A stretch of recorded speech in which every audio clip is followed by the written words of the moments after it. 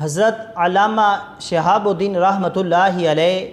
آپ فرماتے ہیں سمرقند کے اندر ایک آدمی بیمار ہو گیا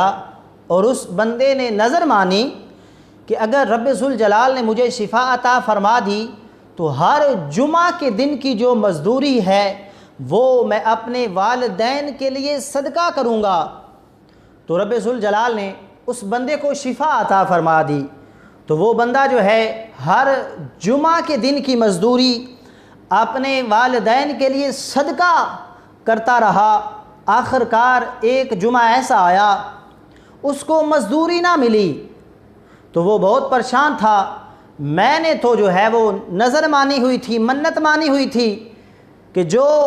جمعہ کے دن مزدوری ملے گی وہ میں اپنے والدین کے لیے صدقہ کروں گا، لیکن آج جمعے کے دن مجھے مزدوری نہیں ملی۔ وہ بہت پریشان تھا۔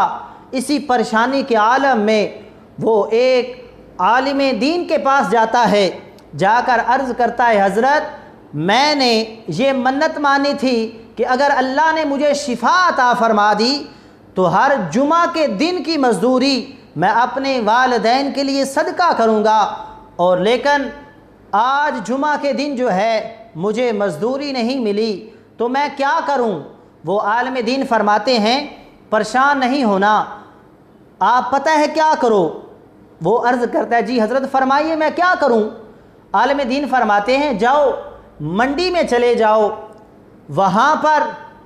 تربوز کے چھلکے پڑے ہوئے ہیں، تربوز کے چھلکے پڑے ہوئے ہیں، ان تربوز کے چھلکوں کو اٹھاؤ اور ان کو دھو لو، اچھی طرح صاف کر لو، اور ان تربوز کے چھلکوں کو گدھوں کے آگے دھو کر ڈال دو،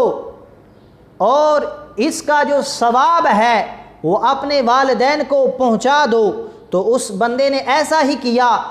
منڈی میں گیا، تربوز کے جو چھلکے تھے اس نے وہ اٹھائے، ان کو دھویا،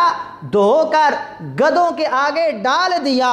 تو پھر کیا ہوتا ہے اس کا جو ثواب تھا اپنے والدین کو ہدیہ کر دیتا ہے۔ تو پھر کیا ہوا، رات کو خواب میں اس نے اپنے والدین سے ملاقات کی، اپنے والدین سے ملا